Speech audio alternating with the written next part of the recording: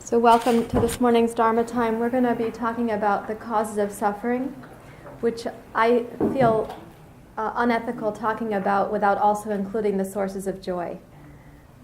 If we only speak to the causes of suffering, we might feel sort of morose at the end of our discussion. So I will include the sources of joy, and we'll look into those sources and how we can access them. To start, we will just have a period of quiet together. So you can rest your hands in your lap. Let your eyes close.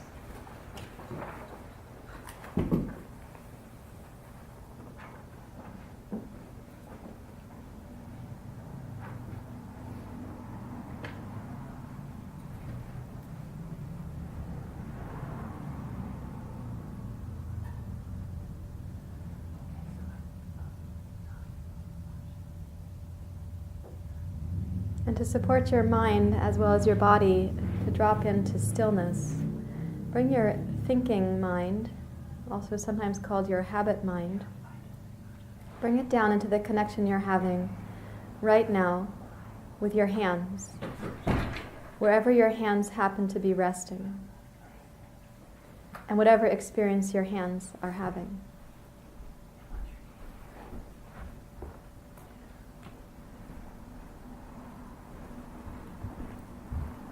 You can think of the narrowing of the aperture of a camera to one specific focus.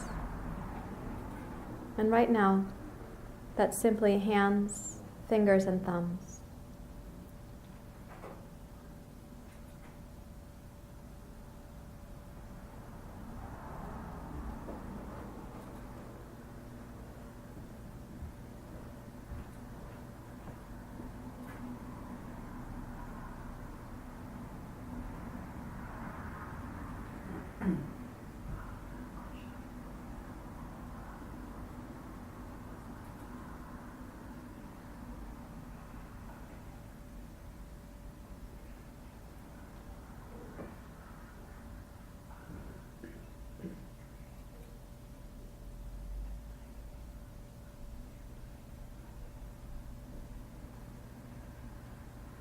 And if your mind is relatively bouncy this morning and doesn't stay with the hands, but keeps leaping off into other thoughts, you might specifically use your exhale to direct your attention down and into hands, fingers, and thumbs.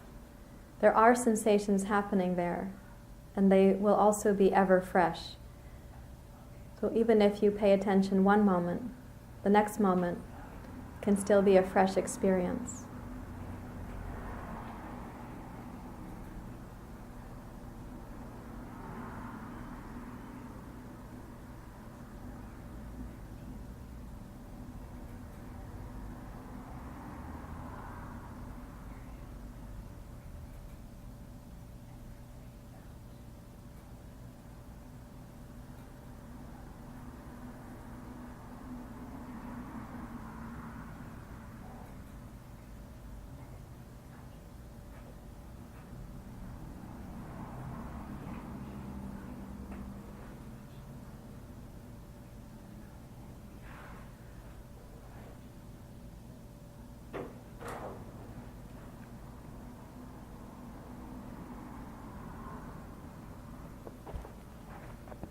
Without any need to say which sensations you like or don't like, or to even evaluate as good or bad sensations at all. Keep your mind at rest on your hands, fingers, and thumbs.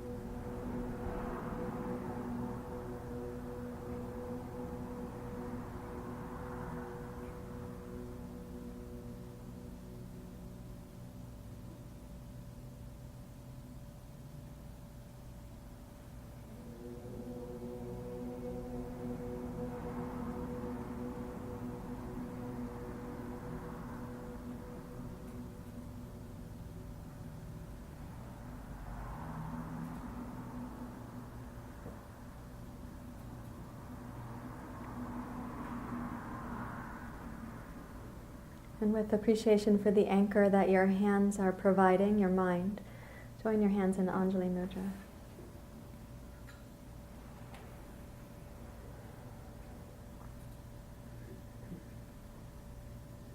And with appreciation that each other has come today, and we get to practice and discuss in a group, with your next exhale, you may bow your head to your heart. And release your hands and open your eyes. It's really quite exciting that we have the luxury of time just to discuss these matters and to be together to have the discussion. So thanks for being here, and for being here in a wholehearted way as we discuss the topic of suffering, which most of us have had some taste of, greater or lesser degrees of, more ongoingly, more intermittently, but it's not a comfortable condition for the human being. And yet, as we've heard in Buddhism, the first principle is suffering exists. And one of the second things said in Buddhism is everything is fleeting and temporary and impermanent, and amplifies the feeling of suffering. I was giving a discussion in Wasilla, Alaska, a week ago Thursday, on yoga and neuroscience. And we were talking about how cognition comes on board at a certain age in our development, but the awareness that you're temporary, and so too are your parents and your siblings and your dog and your cat, the awareness of that temporary, finite nature doesn't come on board immediately when you have cognition. What a blessing. It's not like the first thing you realize at 2 or 3 years old, like it's all temporary and it's all going to pass and someday my parents will die. You don't know that at 2 or 3, but you start knowing that if a life event occurs in your family system, like it did in my family when my grandfather died when I was 8, but a pet died before that, which was very confusing for my little brain to understand where the pet had gone. So as you become aware of life's impermanence, at first it may seem frightening, uneasy-making, disquieting, depending on how your family culture, your community culture, and the larger culture celebrate, hold space for, or acknowledge that, or how they don't. And at a certain point, that awareness of the temporary nature hopefully produces a response of preciousness and cherishing of what is in the here and now. Rather than, as the mind is inclined to, grasping for what we enjoy to last, and already mourning its loss when we know it's temporary. So then we're in the future and not in the now. Or having the sense that it's all temporary and therefore you sort of blow it off or dismiss it. Last night we were discussing attachment styles, and the likelihood is that the insecure attachment style grasps for this thing to last and already mourns its loss before it's happened, anticipates the loss and feels angst about it before there's actually a loss. And the dismissive or avoidant attachment style might have that relationship of, oh, it's all temporary. I let it go. I'm not grasping, I'm not holding on. In fact, I'm not attaching. Do you understand what I mean by that? And in this case, the word attachment refers to our psychological development, not the same meaning of the word attachment in yoga and Buddhism, where we talk about attachment and non-attachment. This word attachment that I'm referring to when we say secure attachment is considered very healthy.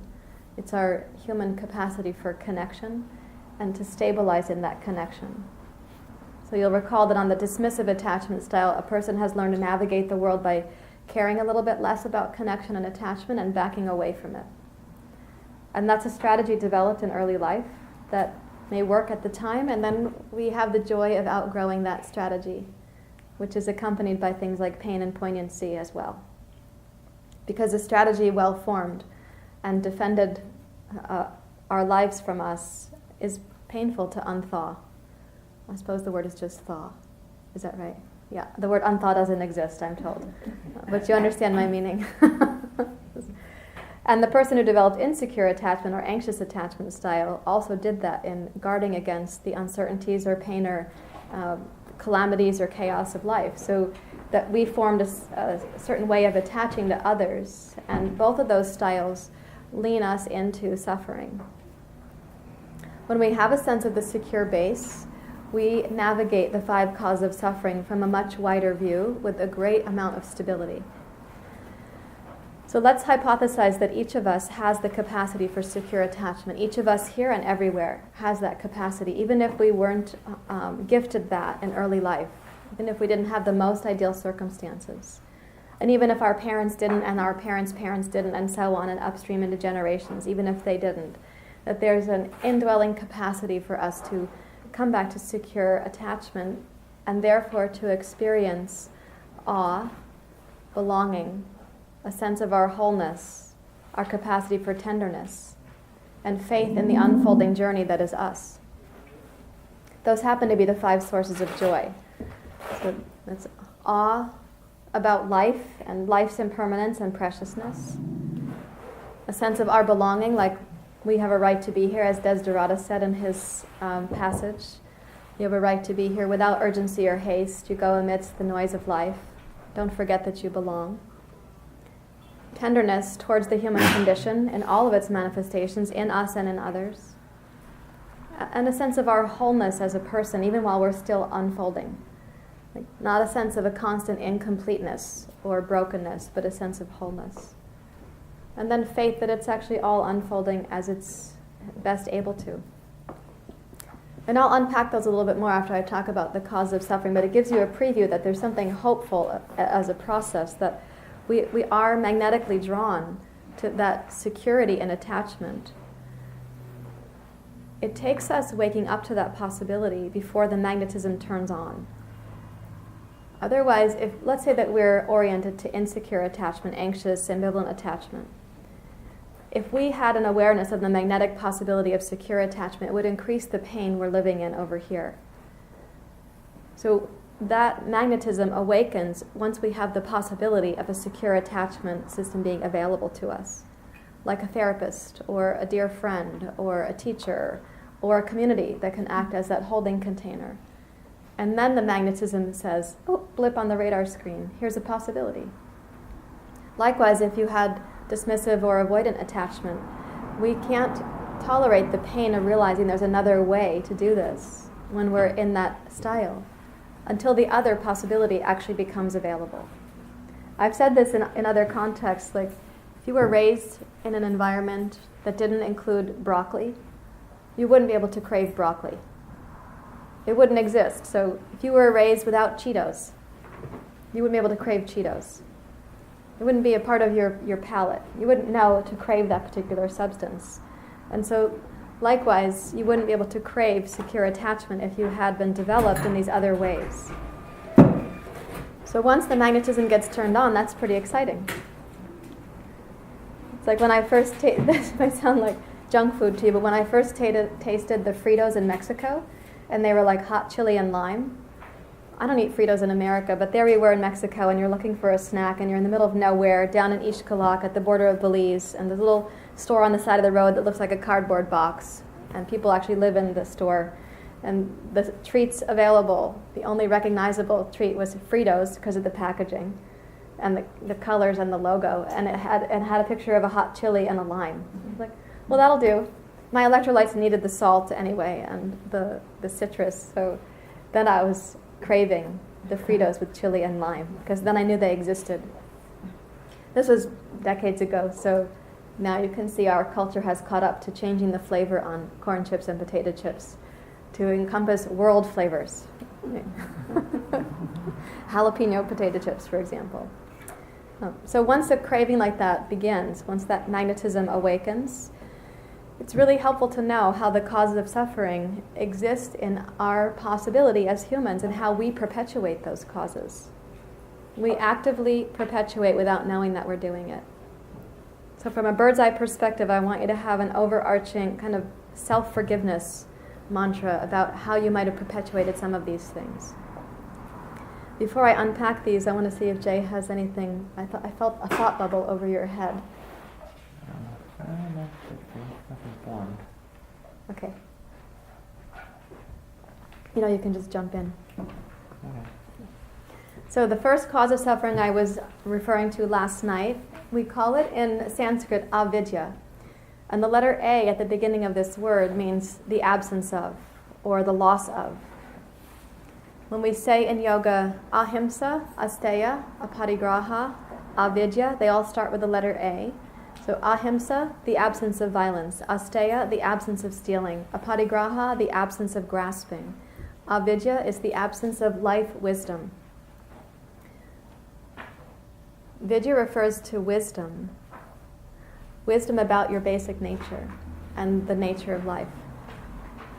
It's the wisdom of realizing that the indwelling earnestness or innocence or love, that presence. Some people call it Christ presence or Buddha presence, but it's that in you that was born as that radiance. Like if, I was saying this also last night, when we see infants, and please tell me if you haven't had this experience, I'll sign you up for some one-to-one counseling with Jay.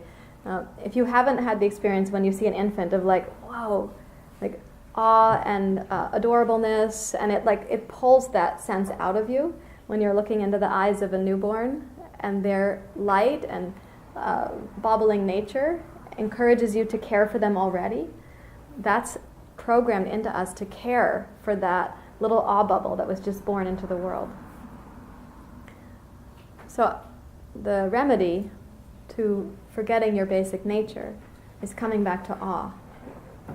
Just like the awe instinct you have for the infant or the kitten or the puppy, you're like, it makes so much joy in your heart to be with a young being that was just born into the world and is so less conditioned than the other members of society. So when we forget our basic nature, we live a distanced relationship to our potential and our earnestness and our innocence. And that's very painful. We also forget the basic nature of others. And then we can, in interpersonal dynamics, we can create conflict. We can judge and condescend and demonize other people. We can triangulate. We can shut somebody out of our hearts by condoning a certain way that we feel and condemning a way that they're behaving. We can create conflict and interpersonal dynamics that are very painful, just coming from forgetting somebody else's basic nature and your own. There's a phrase in India where we say, same but different. Has anybody who's been to India, have you seen that phrase like plastered everywhere, same but different? It's actually used for marketing purposes, but I'm going to use it a little differently here. What I mean by marketing is the stall on this side of the dirt road that sells scarves and the stall on this side of the road that sells scarves are actually selling from the same manufacturer, but they put on their stalls same but different. They're saying, come shop at my stall because it's better than his stall or her stall. And he's saying the same thing about the other seller. You've seen this, right? And Rishikesh is going to be more intense because we'll be in a really narrow shopping center, little marketplace before we get to the ashram. So you'll hear it on both sides, and they'll actually be saying it with their item, holding a Pashmina. Same but different. You come to see my store. So they're trying to lure you off the path into their little store to buy the same things that the other guy is selling. And every one of them has the same stuff. Yeah. But when I say same but different, I'm going to borrow that phrase from India where we could say same, like the same intrinsic source, but different individual expressions of that source.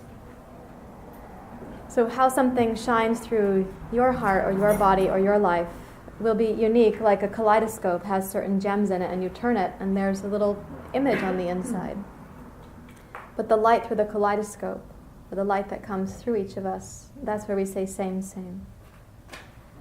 to remember that is, and to actually grok it, which I think is another word I might have made up, or that comes from the Hitchhiker's Guide to the Galaxy. Okay. Yeah. To remember or grok that is also like looking up at the night sky and realizing it's enormous and our planet is so tiny and we're even smaller than that. And that instigates the feeling of awe, which is like majesty and immensity and expansiveness and the incomprehensibility of this preciousness all at once. Now, to have awe about life is wonderful, and it might be a place where somebody begins. But to also have awe about the fact that you exist is really important, personal ability to cherish your life and yourself. And having a narrative inside that says there's awe about your own existence and your own potential can lessen the likelihood of shame being the constant broadcast. Avidya quickly leads to the possibility of internalizing shame. You forget your basic nature or somebody else's. Shame can do that for you. It can crowd out your ability to remember. It causes forgetfulness of that basic nature. And because shame is intended to help suppress difficulty in the interpersonal emotional world, it does a good job of suppressing but also causing that forgetfulness. So when I teach sometimes my yoga classes, and you'll hear this morning when we go to the yoga asana part of the day, I like to say when we're having a sensory thing like, I know your hands are getting warmer right now, or that your heart rate is settling itself down, like we could have awe about that intrinsic body intelligence doing just that thing. Or if I remind my students that your eyelashes are growing themselves right now, yours are too, by the way, and your fingernails and toenails are growing, and though that might be inconvenient sometimes, you could, I forgot to clip my toenails. Teaching a yoga class, the students are going to see that. I would recommend you don't see any of this like biological phenomena as inconvenient, but rather as a chance for awe. And if there are biological symptoms, a chance to say, here's information. Information about how I might right now be out of balance with that body intelligence. I might be just out of alignment enough that I'm getting a symptom. And this symptom at a low decibel level is easier to manage than a symptom at a high decibel level. But if we deny the low decibel symptoms, they have to become medium decibel symptoms, and then higher and higher decibel symptoms until they're getting our attention. And sometimes that's what we call the life wake-up moment. To practice yoga is to help you cultivate greater sensitivity to all this phenomena in the body, so that you might hear the whisper of a symptom or a misalignment way before it's a medical diagnosis. Does this make sense? So what are some other things you might consider being in awe about yourself? And by awe, I don't mean arrogance. I don't mean like unhelpful or unskillful pride, but what might you just have a daily relationship with awe?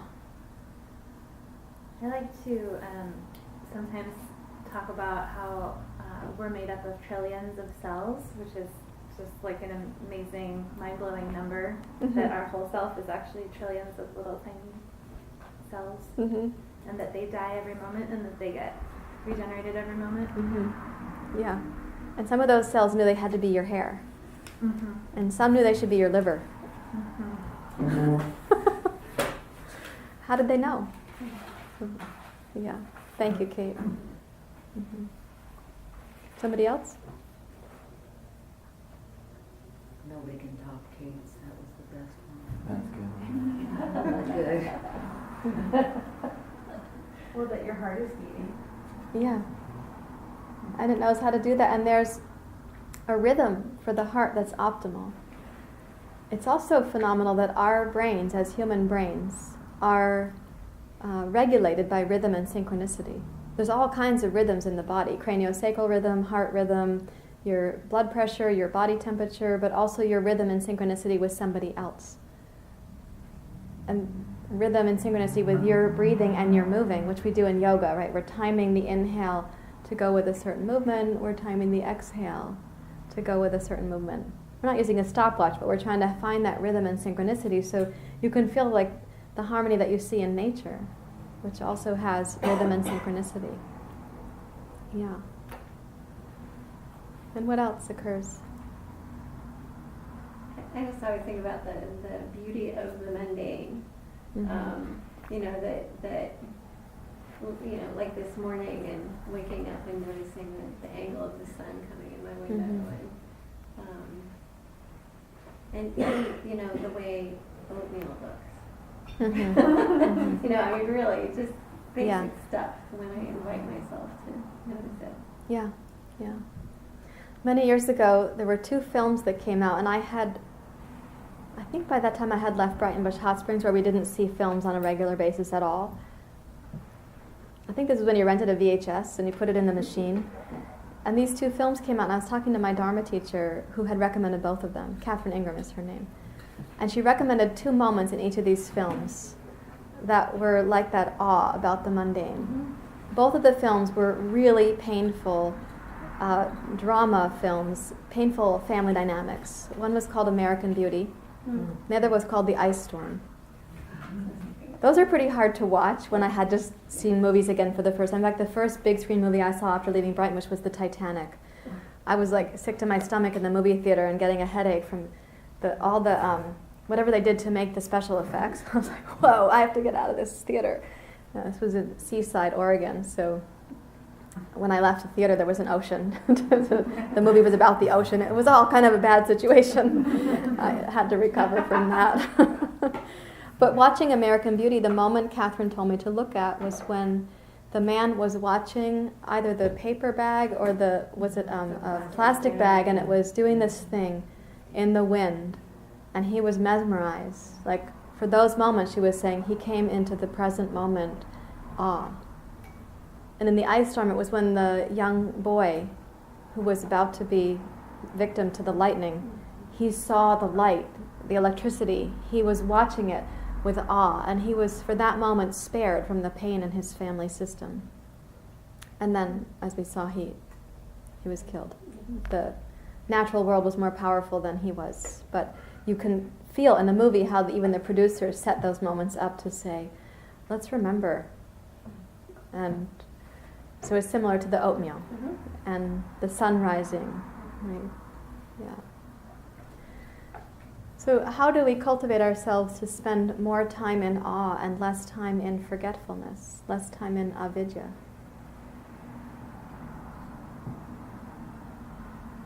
Come to the present moment. Mm-hmm. Stay present. Yeah. What might be some tangible rituals that you can set up for that present moment? Well, mine is to say, come to the present moment. Great. Good. And I have to do that a lot. Mm-hmm. But it really works for me because the suffering really just dissipates in that moment. Mm-hmm. Yeah. And I'm attracted to it a lot more now that I realize how easily I can You can come back. come back to it. Mm-hmm. And it is actually just the words for me. Yeah. But I do teach, raise the temperature of the room on your skin, soften your skin and your muscles, Yeah. loosen your muscles when you're gone. So when I'm teaching, I'm not expecting to say, really do that, but I have to. But you're giving them cues to land on, and that's a really helpful thing. Is like, where are we going to park the attention? How effective was it to have hands and thumbs when we sat at the beginning of this time together? It was very helpful Mm-hmm. for me. Yeah, relatively effective for some and more effective for others. That's the wielding of the attention. That's Yeah. the fundamental thing. The way I look at it is that attention, I call attention the master function, because everything is a product of that somehow. And that all of those activities do the same thing. That it kind of doesn't matter what it is you're talking about, as long as your brain is getting used to the idea of actually wielding your attention instead of just being a monkey mind, as Buddhism calls it. That it's just always reacting, and that the wielding of your attention on anything contributes to the state and the familiarity with it. So that this conditioning 2 times 2, like anything that we do, it just gets built in there, and it becomes easier to get to. I can just think about when I'm sitting to do meditation, and I'm already, if I had brainwave scans on there, I'm sure it would be moving in that direction, just thinking about, just anticipating it. And then sitting, it's going further into it. Before I've even started, it's already starting. And of course that's true of everything that's overlearned. So before you've even started, you're already on whatever track it is. If you start out thinking or feeling or anticipating something stressful, you're already doing it. It can be hours before the thing even, but you're already on that track. Likewise with the thought about a substance, activity, or self-medicating opportunity. Even the image of cookie is already your brain is lighting up, if that's one of your go-tos, for example. You're going to say something, Michelle? Well, when I was first starting to nurse and having a hard time with latching, and this was my third child, I mean, I was thinking I should get this right, and already knowing it was time to feed and feeling how my system was changing even before I had the baby to me. Mm-hmm. Mm-hmm. Yeah. We had a similar experience with my son. Yeah. It just, and the stress of it was enough to make it even harder. Yeah. Mm-hmm. Yeah. Yeah, because the narrative gets going, and that can hijack the whole system. That's how powerful your mind is. It tells the narrative that it learned to tell, and it tells the narrative that includes fear, like I was talking about last night. On the biological imperative, fear is a big system there, fight, flight, freeze, submit reactions. The narrative is already underway. Where do we get to take ourselves out of that hijack back to the present moment? Actually, anywhere in the spectrum. But most optimally, that we have on a daily basis the chance to rewire how our brains, minds, bodies, and hearts are working together. So a couple recommendations that I'd like to make, and I'm going to combine what Nicole and others were saying there about the come back to the moment, appreciate the mundane, wield your attention. I like to encourage awe to be about an intrapersonal biological event, like the trillions of cells, but something also that we can have tangibility with, because I want to increase people's sense of appreciation about their body. Since we live in a culture that doesn't appreciate the body that much, or lives from the neck up, or denies the body too often. So simple things like realizing fingernails and toenails and hair and such, but also any moment where you become aware there's hunger, like to say, oh, and this is the nature of life. Life has hunger. Animals in the form of humans and dogs and cats and fish and spiders and trees and plants, and all of that keeps sustaining life and is sustained by life. So that if we remember this about hunger, it's personal, deeply personal, but it's also universal. So it can break the spell of isolation or negativity in relationship to one's own sense of hunger. I'm someone who was raised in an environment where my appetite was considered problematic for my parents. They didn't really know how to feed us. They didn't have a good system. My mother wasn't well mothered, so she didn't have a good mothering system, and my father came home from the Vietnam War and couldn't tolerate small children who were noisy and chaotic, and that's just being an average child. I'm not saying that we were extra noisy or extra chaotic. It's just that his brain was very uneasy around small beings. And so for me, hunger wasn't something that I could appreciate. It was something that was wrong, bad, and inconvenient. And I certainly felt like it was a problem. I wouldn't have said that about our cats and dogs who needed to be fed. I didn't say it about our fish in the tank. We knew how to feed the fish, and sometimes we overfed them because it was fun to feed the fish and see what they did to go to the surface of the water and do their fish thing. My dad was really big on fish tanks, and we had enormous fish tanks to watch the fish in. So I never had a relationship to the other creatures' appetites as wrong or bad, but my own was. And so to come back to something basic like that, fundamental to our existence, that also connects us to a larger circle of life, that can help reawaken awe in relationship to us. As well as, because avidya tends to isolate us into our own narrative, if you get into the shower in the morning and it becomes hot, you could say, wow, and hot water has been made available. This is incredible. And it's a privilege. It's not true on the whole planet. Not everybody has a hot shower in the morning, and some people don't have enough water for a shower on a daily basis. So we might feel the hot water, and if you're someone who... We have a shower and a bathtub. I love taking a bath. Poor Poquito has to get in the bathtub now for his baths, and I'm in there with him. It's quite an event. But the whole process that we actually have hot water and a container for the hot water, and we have city plumbing, and we have a drain that conveniently goes where it needs to go here in the city. We're not cleaning up that big mess every time. We aren't having to go heat the water on the kitchen stove. It's so elegant and available and accessible. And there we are. Take a few moments of really deep appreciation for the hot water on your skin and come into awe about availability and accessibility and your interdependence. You can also do that as you drive your car on a city street or get onto a city bus. That these things, we live in the city here, so these things have been provided. And here we are. Somebody maintains the traffic light. We can have awe about that. And those little connectors lessen the isolation and deepen our ability for appreciation, which is on that spectrum that gradually becomes sustained awe. Does this make sense to you guys?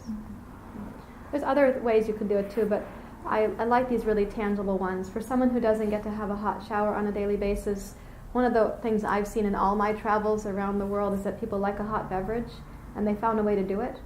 And so even holding a hot tea mug, just having the hot beverage, wherever that happens to be. In India, they have these little disposable cups. They make them. They're terracotta, is that right?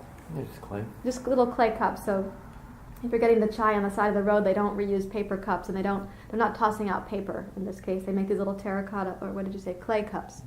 And so you get the chai in a tiny vessel. It's not as satisfying as one of the tea mugs we have here at the studio, but it's satisfying in its own way. There it is. The same sensation of hot tea mug at home, but I'm away in India in a foreign land, and it's filthy and polluted, and the chai is delicious. The chai was cooked in a 35-year-old pot over a cow dung fire on the side of the road. Right. And the lady she's squatting like this, wearing a beautiful sari, and shaving actual ginger, like fresh ginger, into her chai. She was our favorite chai maker because she used the fresh ginger right there on the spot as she was doing it. And all around her is chaos and filth and like cow hooves going by, and she's working the chai like this. You can't help but be mesmerized by the simple awe of that. And if you hooked it up at home, that your hands remember hot tea mug, you can take it anywhere with you on the planet. But even if you don't get a hot shower, you have some tangible meditative remembrance.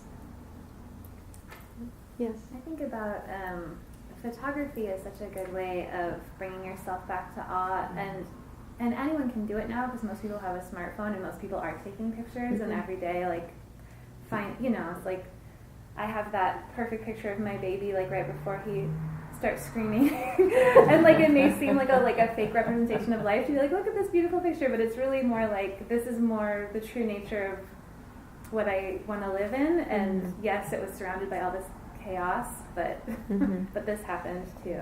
Yeah, and this is a skillful use of memory.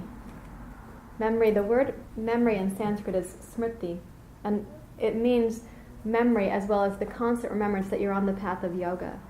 And to use memory in that way where you can imagine your brain lighting up with joy and love is a positive way to use memory. Because you're also saying there's a reality that this image is of a time he's already outgrown. You're not saying, and now the baby's fixed to be this age and this temperament and this facial expression always. I don't hear you collapsing around that. That can be a positive use of memory. Yeah. So what happens if we've succumbed to avidya, that is the first cause of suffering, is that we immediately are moved to the next cause of suffering. Here is called asmita.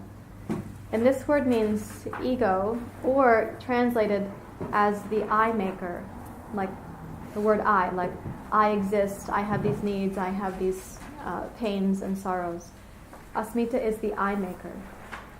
I think of it as the part of us that causes our separateness. Our feeling of isolation begins when we forget, but the story of our separateness is deepened by asmita. And the story of your separateness lets you stay in the narrative that you're fundamentally alone. Or, in that isolation, the narrative of your brokenness, or your flawedness, or your insufficiency or inadequacy, that story gets to be more powerful because it doesn't have something pushing back on it. When we're isolated, it's very hard to push back on negative narratives about ourselves. If you were to tell somebody else the narrative that's most painful to you about you, and if you were to tell it in the actual way that you hear it in your head, they would probably be a lot more kind-hearted and tender towards you than you are about that narrative. So exposing that narrative to somebody else feels very painful, however, because on top of our narrative is also the narrative that nobody else feels like this. And then if we told them, we would risk our experience of belonging or acceptance or connection. So what happens then cultural-wide is that we keep those narratives concealed, and it increases the likelihood that shame isolates us further. Another thing I've noticed with that with clients over the years is sometimes they'll tell a story and they'll tell it in a fairly, sometimes almost a flat way, like they're just talking about the weather or something, and it's perhaps an old and very sad story, and will bring tears to my eyes, and they're just sitting there. It seems like they could be talking about the weather, and they see my response to it, and it reflects back, and they get back in touch with something that they're distanced from.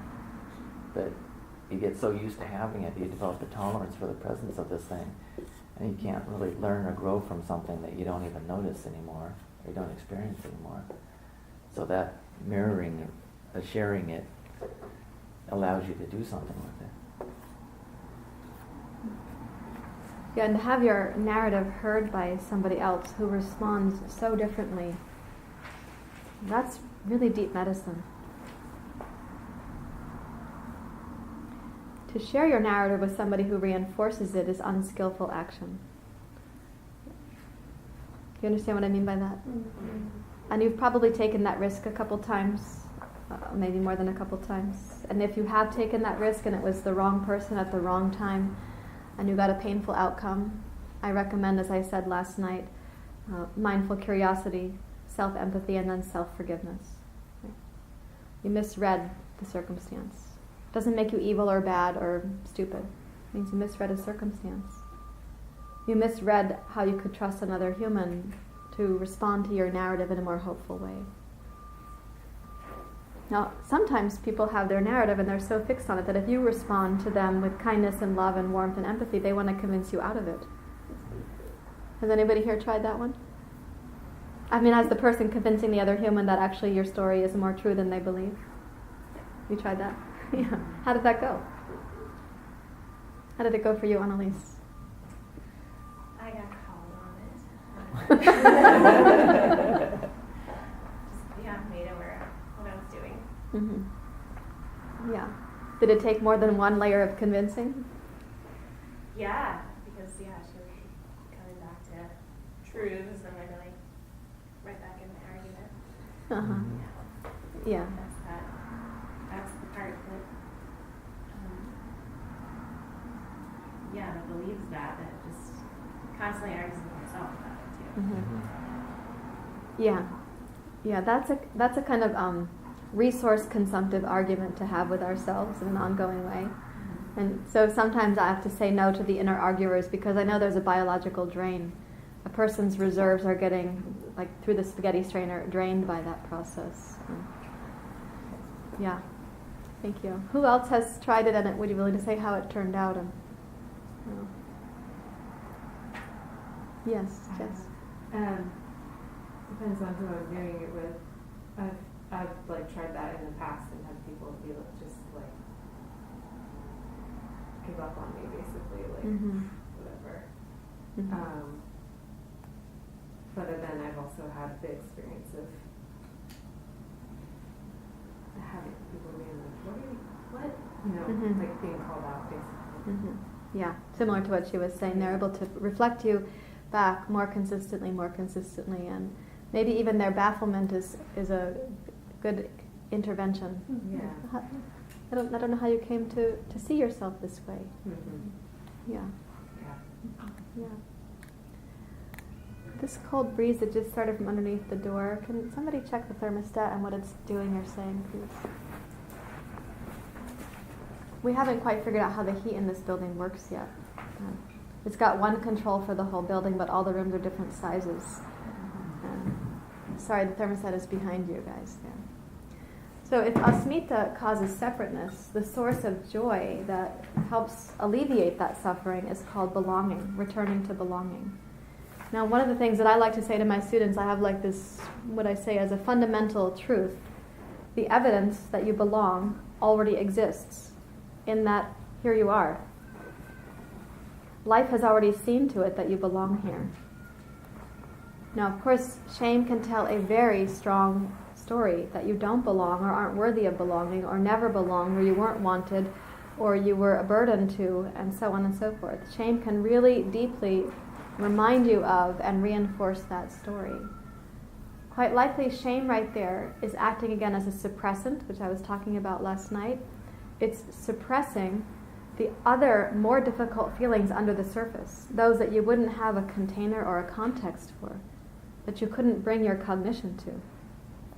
But as shame is doing that suppressing thing, and it tells you that you're not worthy of belonging, it deepens the sense of separateness and increases the fear that if somebody found out about our personal shame narrative, it would be cause for annihilation.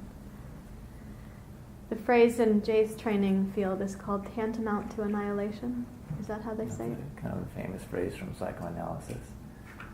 They came about that as a way to describe what they posited was the reason that people would invest so much in their neurotic defenses.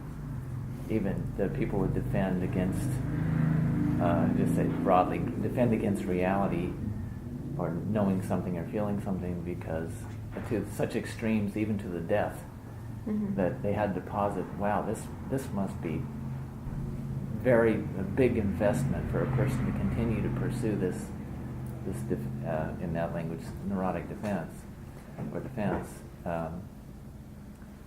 to that level. And so I've used that idea a lot when people will be so vigorously invested in the perspective or the narrative or the particular defense that they have. That there was, when you were talking about that I call that splaining, when people start rationalizing their attachment to their perspective or their whichever method they may be using. That I don't necessarily say that right away, but at some point, usually, once I've got to know a client, I'll come down to the point, you're splaining again. You've already splained that. I'm borrowing that from an old television show. I love Lucy. Lucy, you're splaining.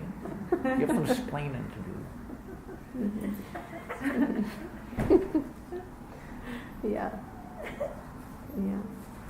So what are some other ways you might, I'm giving you my fundamental bumper sticker phrase, the evidence that you belong already exists because here you are embodied with the same body intelligence and the same inner indwelling source of earnestness and luminosity that we see on the planet. Here you are, you already exist. So I'm sort of talking a person into their belonging. What are some other ways? I have some more lighter tools than this like fundamental reality statement, but what else might you do to help yourself or somebody else remember that fundamental belonging?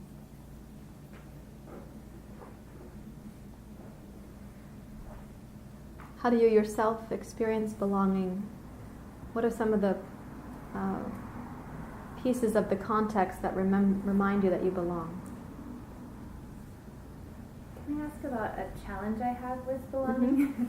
I feel actually, for me, my challenge is more around aversion, I suppose, of feeling like, oh, I don't share the mainstream cultural values. It's very difficult for me to find a place and groups of people that I really feel a connection or a belonging with.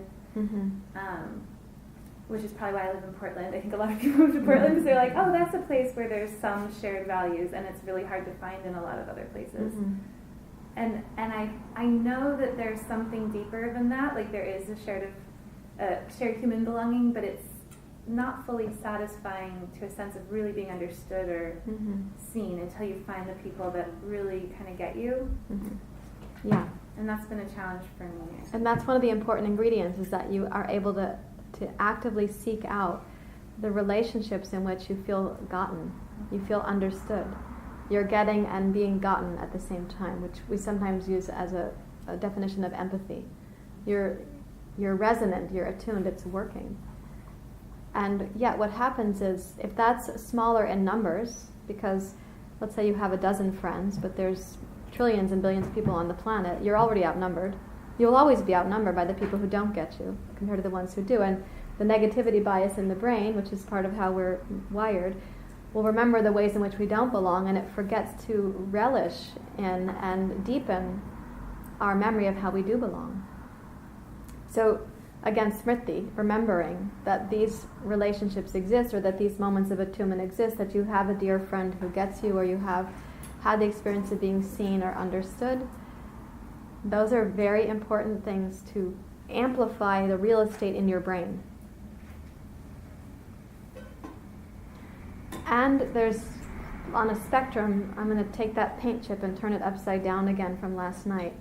So let's say the isolationist and the separateness stories are very dense, and a person doesn't actually have relationality in their life yet. Acknowledgement, authenticity, kind-heartedness, and connection were part of last night's intended discussion, so I'll use them right now. So acknowledgement happens when even a person who has relatively few to no actual personal connections is acknowledging the existence of another human being. Not at their own expense, like, now I'm less than because I acknowledge that person. It can be acknowledging a neutral person. The person who held the door open when you walked into Elephant's Deli. Acknowledging them to yourself, like, person held the door open for me. Well, I matter that much, that somebody held open the door. They didn't shut it when I approached, and they didn't let it slam behind me. They held it open. Or the postman delivered the mail. Well, you can tell me, yeah, it's the postman's job to deliver the mail and yada yada, but the postman delivered your mail. That's a statement that you belong to the community. A mail comes to your home and there is hand-delivered.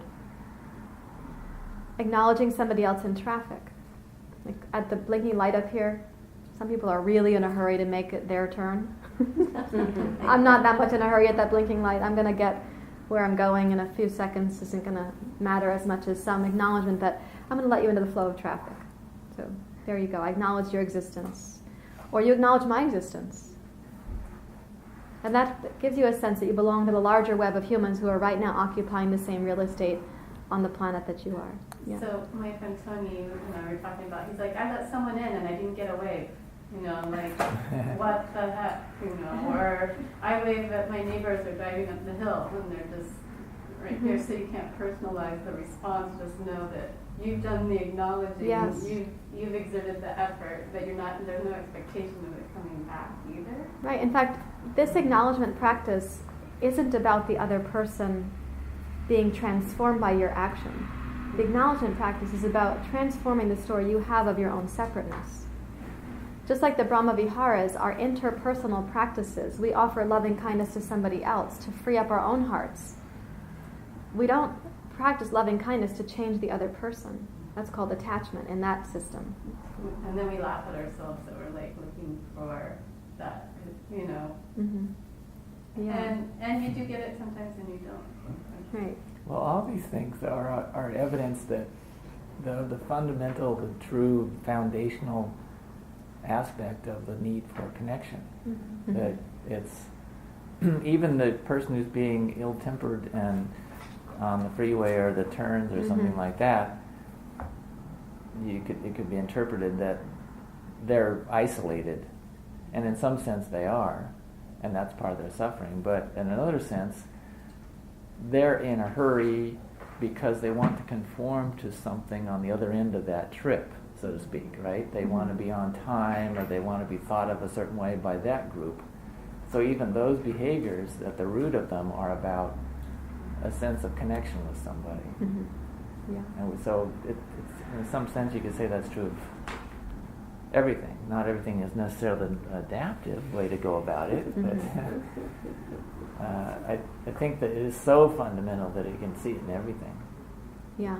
So the practice, like acknowledgement practice, is to help ourselves remember. Now, the next one of those is called authenticity, which is somebody says something to you like, you're at the store and shopping, you're looking for the ghee and you can't find it. Or the coconut milk, or some obscure ingredient, like, God forbid, black cardamom seems obscure in some stores, so it's not in my life. And it is available at Barber World Food, so is ghee and coconut milk. But somebody says to you, can I help you? You say, no, that's okay. Well, actually, yes, you could help me. I don't know where the ghee is. I haven't found the coconut milk. Like, actually being willing to say what's authentic. Somebody says at the cash register, "How are you?" "I'm fine." "Well, you might test drive." "Oh, I could feel better. It was a little rough today." But we don't say it to burden the other person. We say it to have a sense that we're honest with ourselves in talking to somebody else. Because the part of you that wants that authenticity realizes when the other part of you says, "I'm fine." And inside, that little part might be jumping up and down to say, "Well, actually, no, you're not. You just told me that we're not fine." In the way you were talking to me just a few minutes ago in this inner dialogue. That's one of the little exercises that I've used is when you find yourself saying one of those rote things, to say something else. Mm-hmm. Anything. Just something else. Instead of just going into that mindless thing that isn't going to actually get where you're going or connect with anybody. Mm-hmm. Even if somebody says, "How are you doing?" and you say, "I don't know." Because you I haven't thought practiced about saying it. anything other than fine. Thanks for reminding me to think about it. Yeah, something. And then kind-heartedness is a way of making a gesture towards yourself or somebody else that expresses the kindness capable in the human heart. And sometimes that means that you're the one holding the door open for the person who's walking really slowly. And you might have this urge like, "Oh, now I'm getting impatient. Oh, wait a second. Here's a chance for me to be the one who's kind-hearted. They're not walking on my time frame into this door threshold. And I thought this was going to take me less. It was going to cost me less on my time schedule today. It's like 15 seconds. So you're the one looking for the way to express a kind-hearted gesture, to actually make a point of saying to the mailman, "Thank you so much for being out here in the rain or the sun or whatever it is, and for delivering mail, even my junk mail. Thank you for what you're doing." I imagine that many post people feel unseen and unacknowledged. And even when we go to the prison, for example, and you actively acknowledge how the guard is helping you or what their circumstance seems to be, like that's a kind-heartedness that doesn't take much from you. In fact, it gives back to you also, and it gives to somebody else. And it loosens the narrative about your separateness and increases the feeling of belonging. Most of the correctional officers at the institutions where I've been teaching or facilitating, we don't have a lot of commonality in our actual lives. I'm not a game hunter. I'm not a football watcher. I'm not a Molson Golden drinker. I don't lift weights. I don't own a gun. I don't clean my weapons. But there's commonality in our shared humanity underneath that. And a moment of connection that's kind-hearted and easygoing between myself and them, it boosts me as well as the possibility of boosting them. And when you see yourself as capable of that kind of kind-heartedness, it increases your agency, which is a really important part of having a healthy ego, that you can use your agency in a good direction. Makes me think of Terrence. Yeah, feel free. It's okay. Well, we had that, I think it was the first time you heard it too, right? Yeah. When we, Maya The Angelou poet, was yeah, in Maya Angelou. a number of years ago here in town, and one of the quotes that really stood out for us that she had was from a man who had been a slave in Rome. I think it was about 165 A.D. Yeah, AD. way back. Yeah, and he had been freed by his owner and subsequently became a very popular playwright. His name was Terrence, and the quote that really stood out for us was, "Because I am human, nothing that is human is alien to me." It seems, pondered that, it's a rather profound statement, and it's sort of encompasses everything that she's been talking about. That's I have that ingrained in me. Yeah. As one of my little tools. I have a number of different things in my mind that are so deeply ingrained that they just arise routinely now. It's like 2 times 2 thing. Mm-hmm. And I find that very useful. Oh, because I am human, nothing that is human is alien to me. Mm-hmm. Yeah. So let's say that we didn't catch ourselves at avidya or asmita. By the time you're experiencing separateness and ego, the other 3 causes of suffering happen rapidly and like as a cluster. Unfortunately, you're now in the avalanche. So raga, dvesha, abhinivesha. Raga means desire, which is, in this case, it means the kind of desire that leads to grasping, compulsivity, addiction, future thinking, future clinging to the present moment, if it's desirable, wanting it to last, and kind of holding it, actually limiting the possibility of expansiveness from desire because you're clutching at how desire just manifested. Or you tell the narrative, if this desire gets met, then I'll be okay. If this happens, it will make me feel better. I can come back to goodness or contentedness. And Dvesha means hatred. We translate it to mean aversion, like intense dislike of, aversiveness towards other people or towards oneself or towards the present moment. Desire puts us in a place of great clinging and grasping, and aversion puts us in a place of great reactivity against. So then we're on this pendulum between desire and aversion, grasping and reaction, longing, clinging, resisting, pushing away, and that pendulum is very costly to your vitality. And as that pendulum is swinging, we don't get to rest in our sense of wholeness or tenderness. So the remedy for, or the source of joy associated with the hungry ghosts, which is one way we talk about desire, the source of joy from that would be remembering our sense of wholeness, our kind of already completeness. I don't mean that it's fixed. I mean that there's a wholeness about you. This present moment is complete as it is. If it were meant to be somehow different, it would be. You could participate with your agency to make circumstances brighter or more contented or more skillful, but remembering that innate wholeness says, and this is unfolding. This is an ongoing, poetic life.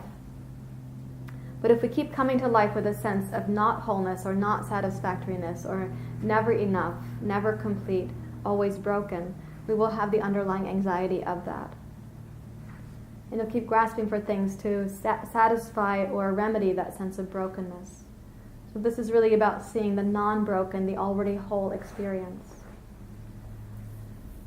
It's like contentment with what actually is. Like how to have a meal come in a restaurant and look at it and say, well, that's smaller than I thought it was going to be.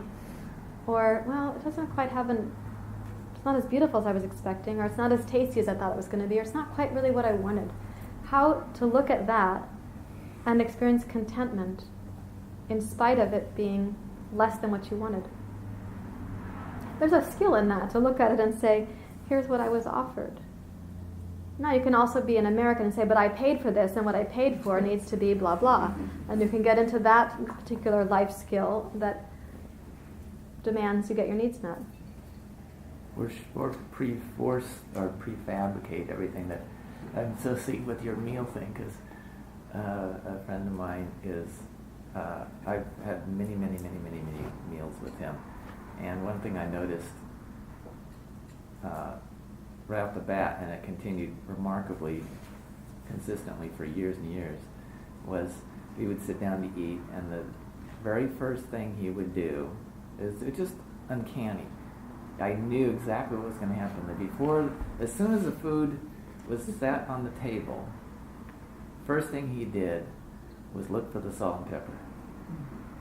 He looked for the salt and pepper before he even looked at the food sometimes. He just looked, as soon as it hit the table, it was salt and pepper.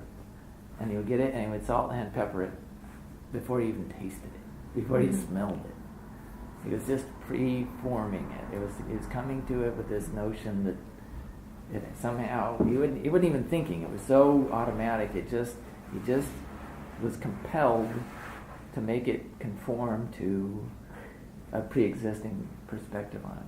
Mm-hmm. And then we had a number of conversations about it, because I like to cook. So I told him, well, it's kind of an insult to the chef that you're presuming that he hasn't prepared it the way he intended it to be prepared, and you don't even know what this other person's offering you, because you've already shaped it in this preconceived notion of what it's supposed to be.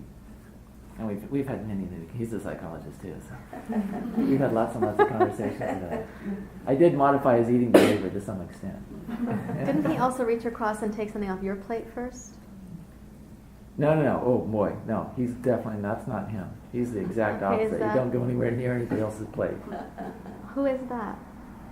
That's a long Okay, story. right. Somebody else keeps reaching across the table at the other plates Yeah. before tasting their own meal Before even in tasting, yeah. Jay's life experience. So they're like, I'm going to taste yours before I taste mine. But the practice of coming back to wholeness or remembering that innate wholeness is something to reinforce to help soothe the hungry ghosts. I'm not saying you can't also have the life skill of telling the chef that this food is too rare. If you ordered medium rare, I'm not saying you can't send it back and ask for an improvement. I'm saying practice more often contentment and wholeness. Like actually practice it. Practice being content with something that's not quite exquisitely, perfectly how you wanted it to be, to widen your bandwidth for appreciation or acceptance, and remembering the wholeness that you already are too. And explore it for what it is. I mean, you don't have to like it necessarily, but at least give it a shot. Say, I wouldn't have seasoned it this way. And then make a choice to explore how that might be okay. Mm-hmm. How you could be different with your disappointment. Mm-hmm. Yeah. Sometimes I apply that to the concept of acquired taste.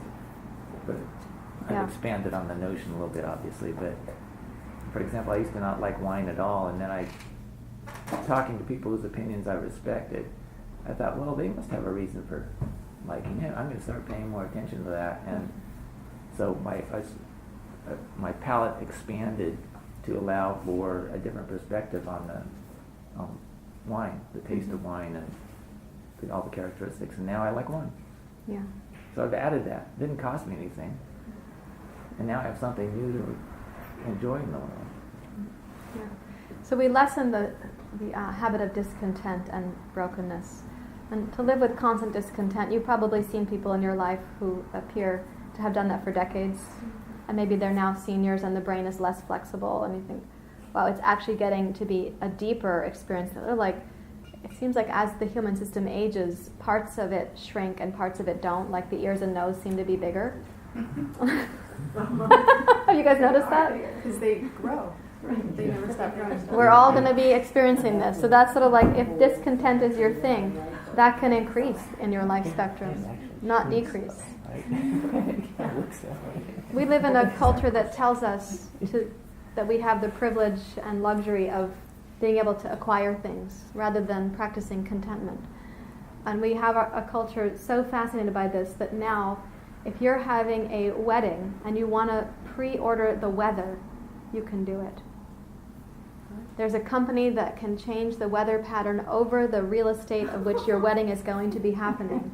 They go a few days before and they might move a cloudburst. They actually go up there. This is very expensive, but you can change the weather over the 100 yards or so of wedding that you're going to be having. They don't guarantee it, but you can pay for the best possible outcome. Yeah. We don't get paid either. And they are up there with, the machines that they have in the sky to try to move the weather pattern to make it a sunny day for your wedding. It's an exaggeration of a kind of explosion of the human discontent manifesting as now we can control the weather too. So this is not recommended in the spiritual traditions of the world. I'm not recommending it. I'm putting it in opposition to what we practice with wholeness. And Dvaita's remedy, or the remedy for hatred or aversion, is to really practice tenderness. To actually practice it as you'd practice a yoga pose. To deliberately choose tenderness in response to something rather than aversion. The person who annoys you, the personality trait in them or in yourself that gets on your nerves. I'm not saying that you're condoning that personality trait, but that we might offer a few degrees of tenderness towards that aspect of the human condition that is so finely tuned in them that it keeps happening.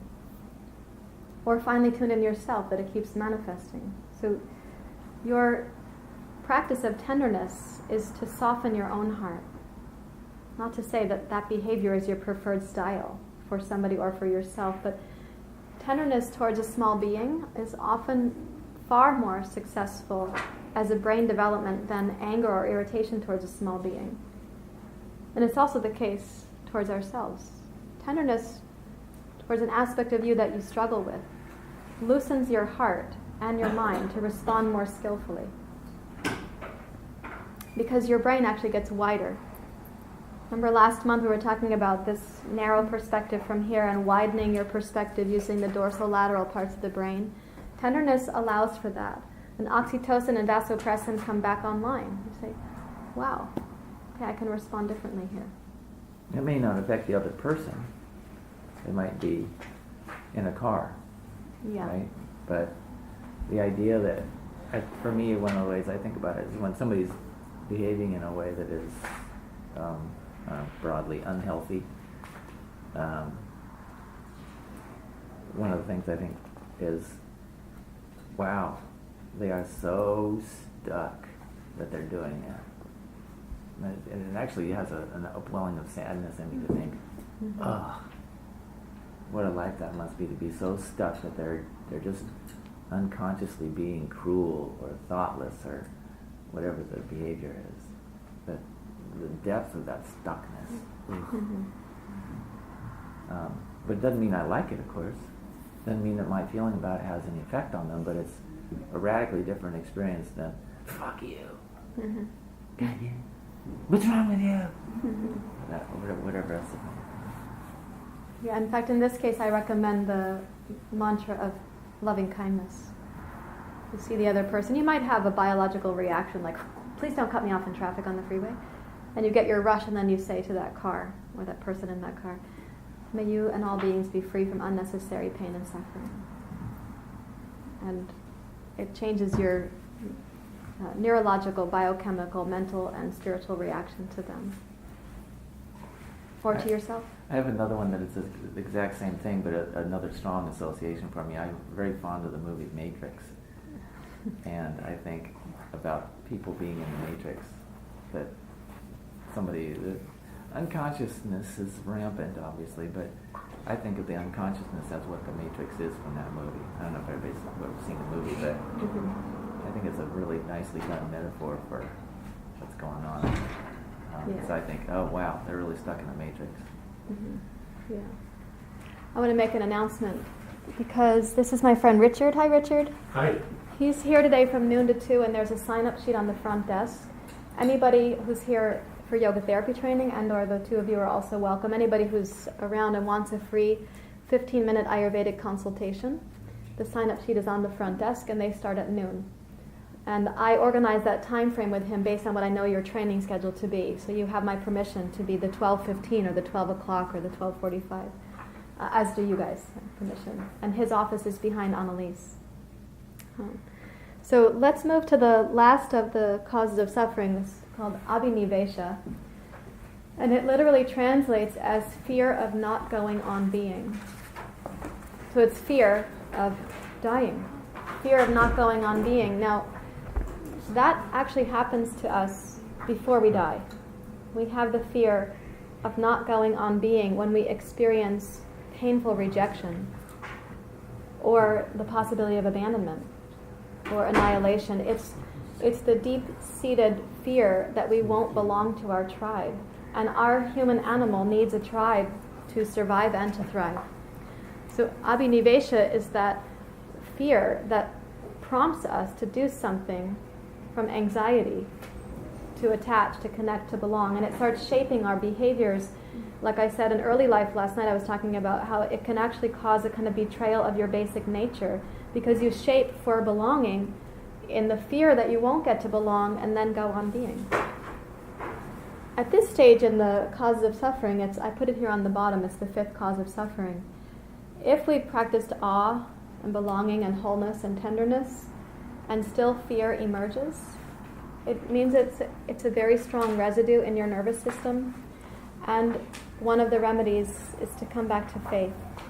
And there's 3 kinds of faith talked about in yoga: Shraddha, Mati, Astikya.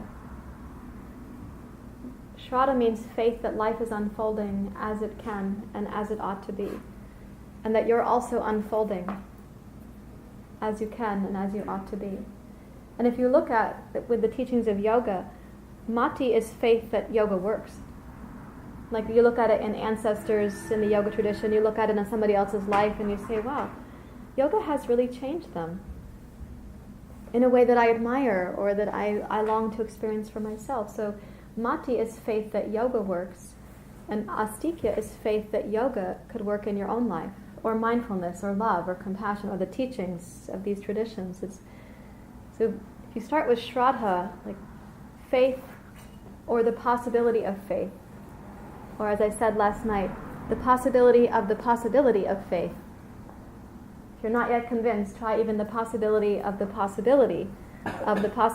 faith that your life is actually unfolding in wisdom and earnestness. And even the pain that you've experienced has been part of the fire or the alchemy. If that's not yet working, then you say Mati, faith that something works in people's lives. And then Astikya, faith that something could work in my own life if I apply it. And then you come back up here and you say, I'm worthy of applying it too. I belong. And there's an innate wholeness that wants to emerge and express itself. So let me care for this possibility in myself by applying the science of and the teachings of yoga or other traditions that you've seen work in people's lives. Does this make sense? Anything you want to add, Jay?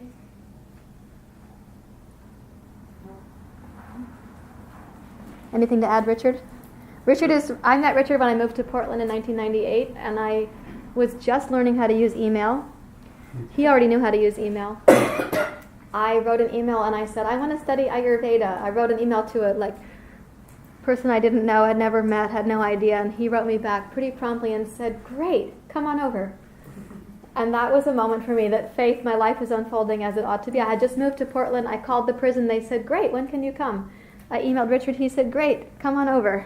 And doors were opening like that, and I took it as confirmation that, in fact, I should stick with this penniless path. Primarily service and not a financial means to support myself, but there we were. And when I met Richard in person, I was like, yeah, this works. It's worked in Richard's life, and I hope it can work in my life. And so meeting those people and having that reinforced is very, very important. Did you want to say anything about faith and Ayurveda? Well, when she emailed me, I was just surprised that somebody not only knew what Ayurveda was, but how to spell it. So I wanted to meet this person. This was 1998, so it was almost 20 years ago. Yeah. Mm-hmm. Yeah. There were 3 yoga studios in Portland at that time. And 2 of them were named by women named Julie. 2 of them were owned by Julies, so there were 3 yoga studios, Julie, and one other. Oh. Yeah. So anything anybody would like to say about faith before we have a few minutes of quiet together? I really appreciate what you just said about replacing yoga with something. Because I was thinking about, I come from a very atheistic family, and so I'm really sensitive to how certain words really trigger, or like my husband was raised by evangelical Christians, and he's really easily triggered by his childhood experience with the word faith. But I think that this makes a lot of sense, that if you can remove, you don't have to be attached to my system. Yeah. That faith is valuable just as its own thing, and it doesn't have to be in any one system. Yeah. Yeah, in fact, I think some systems feel that they own the word faith, and the way that they describe it isn't how yoga intends it. Like when we call it my faith as a noun, yoga means faith as a process, an ongoing process, and it requires a quality of humility and awe and a sense of value that your life wants to unfold in some way in alignment with the Dharma. That would be looking through the lens of yoga, where it's not a noun like I was saying, but we can substitute other words for it, and we want to be, this is a phrase from social justice, we want to be culturally competent in whom we're talking to and why, and the timing of what we're saying also. Yeah. What other comments about faith or quick questions you might have about it? It's hard to have a quick question about faith, I know, but I'm trying to be sensitive to the timing with them and with us. I think my mind kind of argues with it a little bit. It's like fear of death, and faith that things are working out as it should, or as it ought to be. And it seems like things could work out a million different ways. It's not like, and things could be terrible, and then say, well, this is how it ought to be, how it ought. This is a great question. Ought to unfold. I could say that for every single possibility. Yeah. And then maybe, it's just random or whatever, it's meaningless or whatever. I wouldn't go to that actually, but here's two things I can say. I'm so glad for your question. The fear of death that's happening every day is the fear of not being seen, heard, valued, understood, connected. It's those fears that will be misunderstood or misperceived or shunned. So fear of death of the body, that's big, but fear of not going on being is happening every day, all the time. We can put that in check in some ways by practicing and cultivating the other qualities and brain states and body states here. Now we will die, and to live in relationship to that truth more wisely now makes that dying process more elegant, as we've also seen or heard from when great spiritual teachers are facing their death and they know it. And their followers celebrate their presence has been here and it goes on after their physical body dies. So that's really important to think of it as like a daily thing that we face, fear of being shunned, fear of being forgotten, being rejected. So faith that we're unfolding in a skillful manner is a remedy to that fear, that today I'm going to be rejected. Well, today I'm cultivating greater skill and heart, and I'm applying the teachings of yoga, and I'm going to see the alchemy show up in my life at some point, hopefully a little bit today. And I remember to see how that is today, not to see how it's not in such great quantity. So let the evidence take up more real estate in your brain. The second thing is how things are, we say, is how they ought to be, based on the conditions that existed before this moment. I'm not even talking about blame in any way. It's just that based on these conditions, how this plant grew in the garden is how it ought to have grown. So based on these conditions, which are so varied in the human experience, how this person manifests at this moment is how they ought to be manifesting. Based on, let's say, misattuned parenting, shame, a family system of addiction, naivete or poor schooling or lack of funding for healthcare, based on those conditions, this person's quandary is what ought to be happening. But the fact that this person is now in this present moment with us also ought to be happening. Are we the catalyst for something to change in their life? This is not looking at how it's going to be determined, but how it's been conditioned to this moment. So what's going to unfold like next? We get to translate it as should. It's not really what you're talking about, though, right? I'm saying It's ought. to is in the sense of cause and effect. Yeah. Yeah. When I say ought to, did I say should? No, but it's, Okay. I think that phrase can be interpreted as things are unfolding as they ought to. So it could be as the way they should. No. This is the right way, but there's so many things that aren't. I think that's kind of what you were getting at, right? That, and that it's just that this is the way they're supposed to. Maybe one way of thinking about it, refine that, is that things are unfolding in the way that they are because that's the nature of the conditions. Yeah. And I have faith that the way I'm conducting myself will ultimately lead to, and isn't in the moment, the manifestation of that which I want it to be. Yeah. So the faith in the process of what we're doing is something that is on the path that we want to be, as opposed to so we talked about this before, that ought to has that other connotation. That's what I was kind of struggling with, is I was interpreting it that way when I'm thinking of a circumstance of suffering that is beyond my control and trying to get to a faith place and overcome fear. To me, I struggle because I try to get to acceptance of believing this is sort of the way things are supposed to occur, and I need to accept it even though it may feel unjust or wrong or just really not the right time, even knowing that something is not, there is this impermanence. And so I've precisely struggled with this issue this week, and reframing it in that way, I think, makes it a little bit more palatable for me, because I feel like when there's this deep sorrow of something that Yeah. doesn't translate or make sense, I try to get to that faith place, but it doesn't feel authentic and it feels kind of forced and it doesn't even make sense. And I can't arrive there if my head hasn't That's right. caught up with it. Yeah. Yeah, so let's say we probably all agree we don't want children starving anywhere on the planet.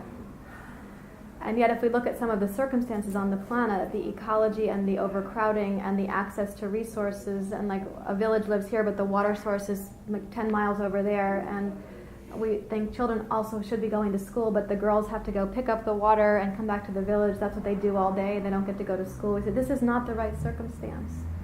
But if we pan back and say, based on history and resources and ecology and human crowding, these are the conditions that produced this. And so based on cause and effect, that's how it ought to be showing up. What can we now do about it in our relationship to it? How can we contribute, participate, or be a catalyst for change? Rather than another addition to the suffering. So faith is, now if I apply the teachings of yoga to what I see as this outcome, how am I going to go forward from here? Without clinging to or resenting the past, without demonizing the people who contributed to that particular suffering on the planet. Or feeling hopeless. Feeling hopeless, right. Which is at the bottom of that spectrum I talked about last night, from anger down to helplessness and hopelessness.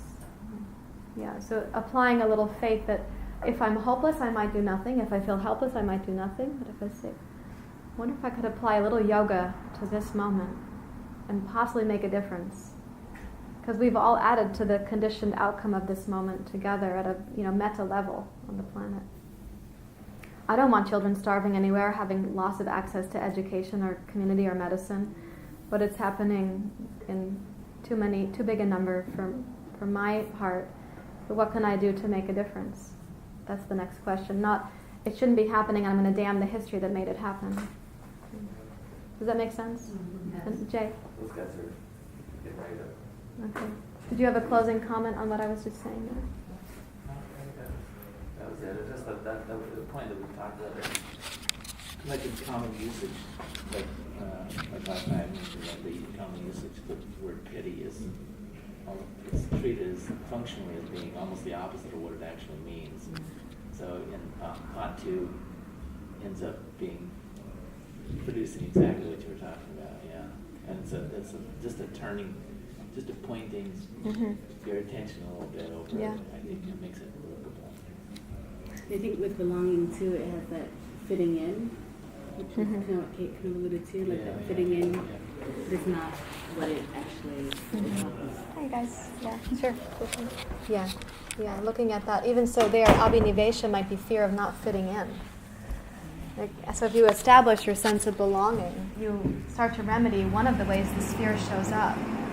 Or if we establish our sense of wholeness, we can remedy the way that our fear of being constantly broken and inept and unable to make a difference. We remedy some of that fear.